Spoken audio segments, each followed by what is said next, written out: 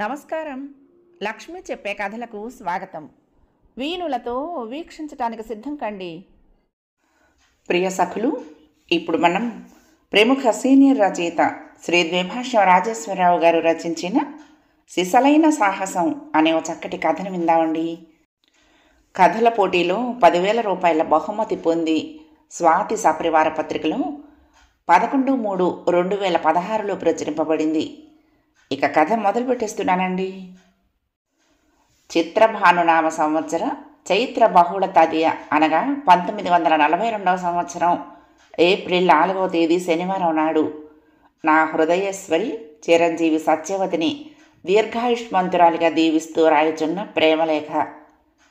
నా ప్రియాతి ప్రియమైన సత్యవతి, నీవు ప్రతినిత్యము సాయంకాలం సాక్షాత్తు లక్ష్మీదేవి వలె అలంకరించుకుని వెండి పూల సంచతో మీ ఇంటి వరండా మెట్లు దిగి సీతారామస్వామి వారి కోవెలకు హంస వలె కదిలి వెళ్ళెదవు. శంఖం వంటి మెడను ముద్దాడుతూ బిగుతుగా ఉండే జిగిని గొలుసు, నుదుట పాపిట బొట్టు, తల మీద నాగరము, చెవులకు లోలకులు, నడుముకు అందమైన మువ్వల వడ్డాణంతో నువ్వు కదిలి వెళుచున్నప్పుడు నీ ఎదుటి డాబా మీద నిలబడి నిన్ను పరికించే నేను శిలా ప్రతిమలా అయిపోయేదను. మనిద్దరము కలుసుకుంట చాలా చిత్రంగా జరిగింది కదూ. సుమారు నెల క్రితము నేను టౌన్ హాల్ ఎదుట బీచ్లో కూర్చుని కూని రాగాలు తీస్తూ ఉంటే నీవు మీ సోదరి నా వెనుక నిలబడి నా పాట విన్నారు. తర్వాత మీ అక్కగారు, బాబు చాలా బాగా పాడుతున్నావు అంటూ నన్ను మెచ్చుకున్నారు. నువ్వు మా ఎదురింటి కానుకుర్తి వారి డాబా గదిలో ఉంటున్నావు కదూ. నువ్వు వాజపేయం వారి అబ్బాయి అని తెలిసింది. వాజపేయం వారంటే నిత్యాగ్నిహోత్రులు, సాంప్రదాయానికి పెట్టింది పేరు. నువ్వు సంగీతం నేర్చుకో బాబు, నీ గొంతు ఎంతో శ్రావ్యంగా ఉంది అన్నారు. తర్వాత మీరిద్దరూ నా పక్కన ఇసుకలో కూర్చున్నారు. నేను గండికోట వారి ఆడపడుచుని, నా పేరు నీలవేణి, ఇది మా చెల్లెలు సత్యవతి అని ఆవిడ చెబుతూ ఉంటే నువ్వు తలంచుకుని కాలి బొట్టని వేలితో ఇసుకలో గీతలు గీస్తూ ఉండిపోయావు. ఆ రోజు పెదవి విప్పి ఒక్క మాట ఇన్ననూ పలుకలేదు నీవు. మీ అక్కగారు మాత్రం బోలెడు ప్రశ్నలు నా మీద సంధించి నా నుండి సమాధానాలు రాబట్టినారు. నేను FA ఉత్తీర్ణున్నై హార్బర్లో గుమస్తాగా ఉద్యోగం చేస్తున్నానని తెలుసుకుని ఎంతో సంతోషించారు.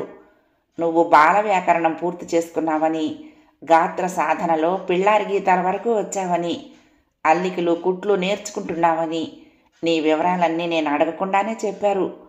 అంతలోనే చీకట్లు ముసురుకునే సమయంలో ఖయ్యమంటూ బ్లాక్అవుట్ సైరన్ మోగింది. అంతే, బీచ్ రోడ్డులోని దీపాలన్నీ ఆరిపోయాయి.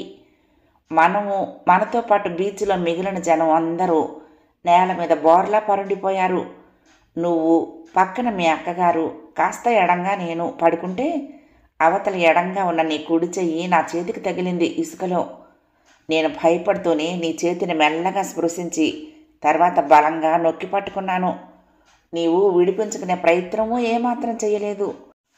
నీ అరచేతిలో నుంచి నీ హృదయ స్పర్శను నా చేతి ద్వారా నా హృదయంలోనికి నేరుగా పంపించావు. ఆ 3 నిమిషాలు ఎంత మధురంగా గడిచాయో చెప్పలేను. అంతలోనే ఆల్ క్లియర్ సైరన్ వినిపించింది. మనం బట్టలు దులుపుకుని లేస్తూ ఉంటే జపాన్ వాడు మన ఊరి మీద బాంబులేస్తాడంటావా బాబు? నువ్వు హార్బర్లో పనిచేస్తున్నావు కదా, నీకు బాగా తెలుస్తుంది అంటూ అడిగారు మీ అక్కగారు. ఏం చెప్పగలం? బాంబులు మన ఊరి మీద పడితే మనల్ని మనం రక్షించుకోవటానికి, మన ఆస్తుల్ని రక్షించుకోవటానికి ఈ మాక్ డ్రిల్లులు, ఈ బ్లాక్అవుట్ ఎక్సర్సైజులును. ఊళ్ళో చాలా ప్రదేశాల్లో విశాఖపట్నం పోర్టు నుండి వాల్తేరు వరకు రెంచులు తవ్వించారు. బాంబులు పడే సమయంలో వాటిల్లో దిగిపోయి బోర్లా పడుకుండిపోతే బాంబుల నుండి రిలీజ్ అయ్యి వచ్చే ఇనుప మేకుల వలన హాని తక్కువ మేరకు ఉంటుంది. ఈ విషయం అందరికీ తెలియజేయడానికి పోలీసులు జట్కా బళ్లకు స్పీకర్లు కట్టి మరీ ప్రచారం చేస్తున్నారు అంటూ నేను కొంత వివరంగా చెప్తే అప్పుడు మీ అక్కగారు, నువ్వు చాలా తెలివైన వాడివి బాబు అంటూ మురిసిపోయారు కదూ. ఆ తర్వాత 2వ రోజునే నన్ను మీ ఇంటికి భోజనానికి పిలవటం, మీ అమ్మగారు నన్ను ఎంతో ఆదరించి నా చేత కొసరి తినిపించటం, ఆ తర్వాత మీ అక్కగారి చొరవతో మన వివాహానికి ఇరువైపు పెద్దలు అంగీకరించటం, ఇదంతా పూర్వజన్మ సుకృతం కాదు. ఇంకో నెల రోజుల్లో నీవు అగ్ని సాక్షిగా నా జీవితంలో నా ధర్మపత్నిగా అడుగుపెట్టెదవు. నేను అదృష్టవంతుడును. చేతుల్లోని ఉత్తరాన్ని జాగ్రత్తగా మళ్ళీ మడత పెట్టాను. అది 73 సంవత్సరాల క్రితం నేను నా జీవితంలో రాసిన ఏకైక ప్రేమలేఖ. పోస్టు చేయబడని, బట్వాడా చేయబడని ప్రేమలేఖ. మొదటి నుండి చివరి వరకు ఎంతో ఆతృతతో చదివిన నాకు ఆనాటి నా ఛాందసపు తెలుగు వాక్యాలకు నవ్వొచ్చినా ఆఖరి వాక్యం దగ్గరికి వచ్చేసరికి మాత్రం ఒక్కసారిగా ఊపిరి ఆగి మళ్ళీ అందుకున్నట్లయింది. నేనెంత అదృష్టవంతుడును! చివరి వాక్యం పదే పదే స్మరిస్తే నాకు వడలంతా నీరసం కమ్మేసినట్లయింది. అప్రయత్నంగా కళ్ళల్లో నీళ్లు తిరిగాయి. ఇంకో 20 రోజుల్లో నాకు 90 సంవత్సరాలు నిండుతాయి. ఆనాడు హార్బర్లో చిన్న గుమస్తాగా చేరిన నేను అంచెలంచెలుగా పదోన్నతులు పొందుతూ 30 సంవత్సరాల క్రిందట పోర్టులో డిప్యూటీ మేనేజర్గా పదవి విరమణ చేశాను. మా పిల్లలందరూ పెద్దవాళ్ళై హాయిగా వాళ్ళ జీవితాల్లో స్థిరపడ్డారు. అప్పట్లో పోర్టులో నా కింద పనిచేసిన ఉద్యోగులు మా పిల్లలు కలిసి నాకు 90 ఏళ్ళు నిండే సందర్భంలో నవతీ తరుణం పండుగను పెద్ద ఎత్తున జరపాలని నిర్ణయించారు. అలనాటి స్నేహితులను తప్పక ఈ పండుగకు ఆహ్వానించాలని, వారి చిరునామాలు దొరికితే వెతకమని మా పెద్దబ్బాయి పట్టుబట్టాడు. అందువలన ఆనాటి నా పాత డైరీలు బయటకు తీసి చిరునామాలు వెతికే పనిలో పడ్డాను. అంతలో నా చేతిలోని 1942 నాటి డైరీలో నుంచి ఓ ఠావు కాగితం మడత ఈ ఉత్తరం బయటపడింది. ఉత్తరం మరొకసారి చదివి మడత పెట్టాను. మనసు గతంలోకి జారిపోయింది. ఆ వేళ ఉత్తరం పూర్తి చేయకుండానే నిద్రలోకి జారిపోయాను. మర్నాడు ఆదివారం. ఎలాగైనా ఉత్తరం ముగించి సత్యవతికి అందించాలనుకున్నాను. కానీ ఎందుకునో కుదరలేదు. ఆ మర్నాడు సోమవారం ప్రొద్దుట 7 గంటలకు డ్యూటీకి వెళ్ళిన నేను ఆ మధ్యాహ్నం జరిగిన సంఘటన నన్నెంతో దురదృష్టవంతుడిగా చేసింది. అంతవరకు లోకల్లో నా అంత అదృష్టవంతుడు లేడని విర్రవీగిన నన్ను వీధి క్రూరంగా అణిచేసింది. సోమవారం అంటే ఏప్రిల్ 6వ తేదీ ఉదయం 7 గంటలకు హార్బర్కి వెళ్ళి నా డ్యూటీ మాస్టర్ పుస్తకంలో సంతకం పెట్టాను. హార్బర్ అంతా చాలా సందడిగా ఉంది. అప్పటికే 2వ ప్రపంచ యుద్ధ మేఘాలు ప్రపంచం నలుమూలలా కమ్ముకుంటున్నాయి. బర్మాలో విడిది చేసి ఉన్న మిత్రరాజ్యాల సేనలకు మరింత సాయం అందించేందుకు బ్రిటిష్ ప్రధాని చర్చిల్ నార్త్మూర్, మొరైన్ మార్లర్ అనే 2 నౌకలలో తుపాకులు, మందుగుండు సామాగ్రి, ఇతర ఆయుధాలు పెద్ద ఎత్తున పంపించాడట. అయితే అప్పటికే బంగాళాఖాతంలో ప్రవేశించిన జపాన్ యుద్ధ నౌకలు వాటిని చిట్టగాంగ్ ప్రాంతంలో అటకాయించడంతో ఆ 2 నౌకలు విశాఖపట్నం ఇన్నర్ హార్బర్లోనికి వచ్చి తలదాచుకుంటున్నాయి. ఆ నౌకలకి అవతల ఎడంగా ఉన్న బెర్త్ మీద రష్యన్ నౌకలో నుండి గోధుమల అన్లోడింగ్ జరుగుతోంది. అక్కడే మా పని. నాకు అలాట్ చేసిన కూలీల ముఠాను తీసుకుని రష్యన్ నౌక మీదకు వెళ్ళాను. అంతలోనే భయ్యం అంటూ ప్రమాద హెచ్చరిక సైరన్లు మోగాయి. ఎక్కడి వాళ్ళం అక్కడే డెక్ మీద బోర్ల పరుండిపోయాము. అంతలోనే 2 నల్లని విమానాలు పెద్దగా రోద చేసుకుంటూ కిందుగా ఎగురుతూ సముద్రం మీద నుండి తీరం వైపుకు దూసుకొచ్చాయి. అయితే అలా దూసుకొచ్చిన విమానాలు 2 ఇన్నర్ హార్బర్ వైపుకు రాకుండా రాస్కొండ వైపు తిరిగి మళ్ళీ సముద్రం వైపుకు దూసుకుంటూ వెళ్ళిపోయి కొద్ది క్షణాల్లోనే కనుమరుగైపోయాయి. అవి 2 జపాన్ యుద్ధ విమానాలని, ఏ క్షణాన్నైనా అవి మళ్ళీ వచ్చి బాంబులు వేసే అవకాశం ఉందని షిప్ డెక్ మీద రష్యన్లు చెప్పారు. అందరం భయభ్రాంతులమయ్యాము. ఇక్కడ షిప్ మీదే కాదు, ఊళ్ళో కూడా సైరన్లు విడవకుండా మోగుతూనే ఉన్నాయి. ప్రజలు కకావికలై రోడ్ల మీద పరుగులు తీయటం, రాస్కొండ దిగి ఉన్న ట్రెంచుల్లో దిగి తలదాచుకోవటం అంతా స్పష్టంగా కనిపిస్తోంది.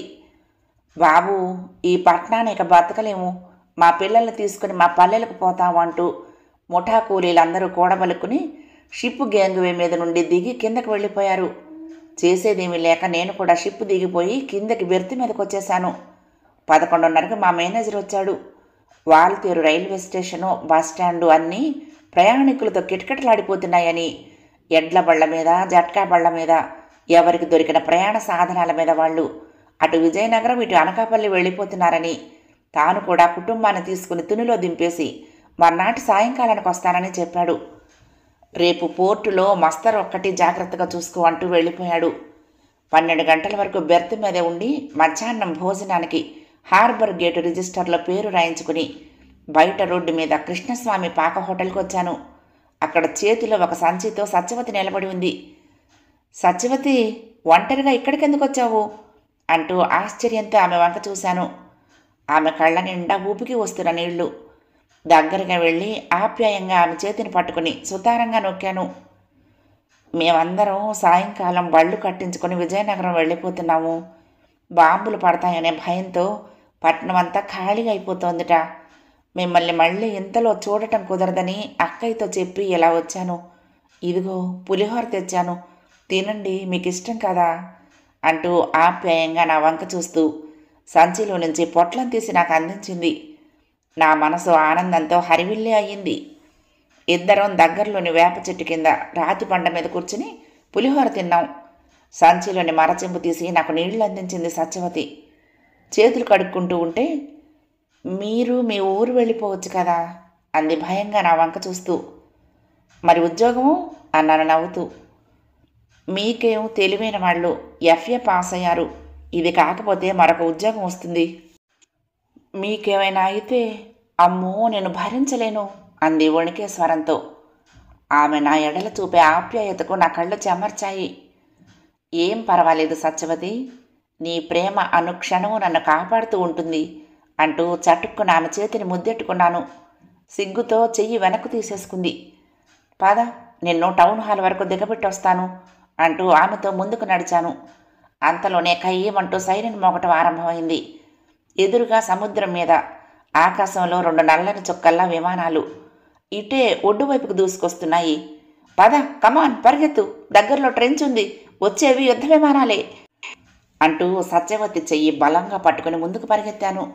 ఓ 50 గజాలు వెళ్లేసరికి సత్యవతి రొప్పటం ప్రారంభించింది. అవిగో ఆ పెద్ద సిమెంట్ పైపుల్లో దూరిపోదాము, ఇంకా పరిగెత్తడం నా వల్ల కాదు అంటూ ఆయాసపడుతూ ఆగిపోయింది. వద్దు, వాటిల్లో దూరటం మరింత ప్రమాదం, దగ్గరలోనే ట్రెంచ్ ఉంది, అందులో దిగిపోదాం అంటూ అరిచినట్లు చెబుతూ ఆమె చెయ్యి వదలకుండా ముందుకు ఈడ్చుకుపోయాను. ఆమె తోటకూర కాడలా వేళ్లాడిపోతూ ఉంటే ముందుకు లాక్కు వెళ్ళి దగ్గరలోని ట్రెంచ్లోకి ఆమె 2 రెక్కలు పట్టుకుని తోసేసినట్లుగా లోపలికి దింపేశాను. అంతలోనే పెద్ద శబ్దంతో విమానాలు బాగా దగ్గరకొచ్చేశాయి. ముందు 1, వెనుక 2, ఆ వెనుక 2, మొత్తం 5 విమానాలు బాణం ఆకారంలో వరుసగా ఎగురుతూ మా మీదుగా హార్బర్ వైపుకు వెళ్ళాయి. అంతలోనే మెరైన్ మాలర్ నౌకల నుండి పెద్ద శబ్దంతో విమానఛేదక ఫిరంగులు పేలటం ఆరంభించాయి. 2 కొండల మధ్య సముద్రపు కాలువలో నుండి భీకర శబ్దంతో మండే అగ్నిగోళాలు ఆకాశంలోకి రివ్వున దూసుకుపోతున్నాయి. అంతలోనే భూమి అదిరిపోయే శబ్దంతో మా వెనుక బాగా దూరంలో బాంబు పేలింది. అంతలోనే మరొక బాంబు పేలిన శబ్దం. ఇంకొక 15 సెకండ్లు తిరగకుండానే బాగా చేరువలో మరొక బాంబు పేలిన ధ్వని. అంతలోనే కాలులో కాల్చిన గుణపం దిగేసినట్లు మంట, నొప్పి. తర్వాత ఏమైందో నాకు మరి తెలీదు. స్పృహ కోల్పోయాను. నాకు తెలివొచ్చి కళ్ళు విప్పేసరికి నేను ఆసుపత్రిలో మంచం మీద ఉన్నాను. కుడికాలు కదిలించపోతే ప్రాణం పోతున్నంత నొప్పి, బాధ. కుడికాలు మోకాలి కింది భాగంలో ఎముకలు బాంబులోని లోహపు మొక్కల తాకిడికి నుజ్జునుజ్జయిపోయాయని, మోకాలి వరకు తొలగించకపోతే ప్రాణహాని తప్పదని కాస్త ఎడంగా నిలబడి ఉన్న మా నాన్నగారితో డాక్టర్ గారు చెప్పటం విని పసిపిల్లాడిలా రోధించాను. ఆ వేళ హార్బర్ దగ్గర పడిన బాంబుల్లో ఒకటి పవర్ హౌస్ మీద, 2వది సిమెంట్ గోడౌన్ మీద, 3వది సిమెంట్ పైపుల మీద పడ్డాయిట. మొదటి 2 చోట్ల ప్రాణ నష్టం లేదు, కానీ సిమెంట్ పైపుల్లో దూరిన 5 కూలీలు మాత్రం మాడి మసైపోయారట. నేను ప్రాణాలతో బయటపడినందుకు అమ్మ అందరి దేవుళ్లకు మొక్కుకుంటోంది. నా ట్రీట్మెంట్ పూర్తయి నేను హాస్పిటల్ నుండి బయటపడేసరికి 2 నెలలు పట్టింది. బాంబులు పడిన రోజున నన్ను హాస్పిటల్లో చేర్పించి వెళ్ళిపోయిన సత్యవతి, ఆమె తల్లిదండ్రులు నా కాలు తీసేశారని తెలిసాక మరి హాస్పిటల్ దరిదాపులకు కూడా రాలేదు. అంతేకాదు, సత్యవతికి వేరే సంబంధం నిశ్చయం చేశారని, రాబోయే మాఘమాసంలోనే పెళ్లికి ముహూర్తం పెట్టుకున్నారని కూడా తెలిసింది. ఆ వార్త వినడంతో ఒక్కసారిగా నాకు మతిపోయినట్లయింది. నేను సత్యవతితో నిర్మించుకున్న ప్రేమ సౌధాలన్నీ ఒక్కసారిగా కుప్పకూలినట్లయింది. కర్రకాలుతో 4.5 నెలల తర్వాత మళ్ళీ హార్బర్లో ఉద్యోగానికి వెళ్ళగలిగాను. టీ తాగుదాం రండి అన్న పిలుపుతో ఆలోచనల నుండి బయటపడ్డాను. ఏమిటా కాగితం అంటూ నా చేతిలోని ఉత్తరం అందుకుంది నా శ్రీమతి. అది నా జీవితంలో రాసిన ఏకైక ప్రేమలేఖ అన్నాను.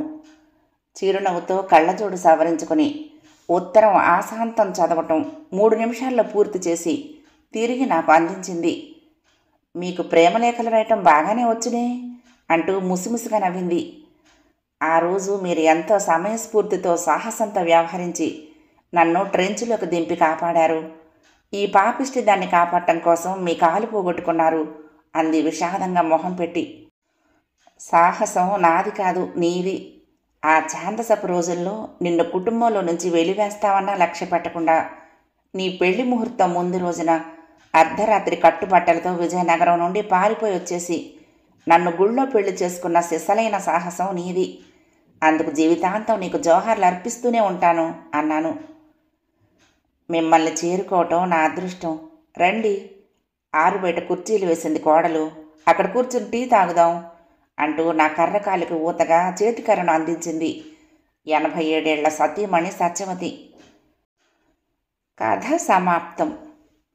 ప్రియ సఖులు, ఈ కథ మీకు నచ్చితే తప్పకుండా లైక్ చేయండి, షేర్ చేయండి, కామెంట్ చేయండి, సబ్స్క్రైబ్ చేసుకుని నన్ను ఎంకరేజ్ చేయండి. ఉంటానండి. ప్రేమతో లక్ష్మి, కృష్ణాతీరం దుర్గమ్మ సన్నిధానం. నమస్తే.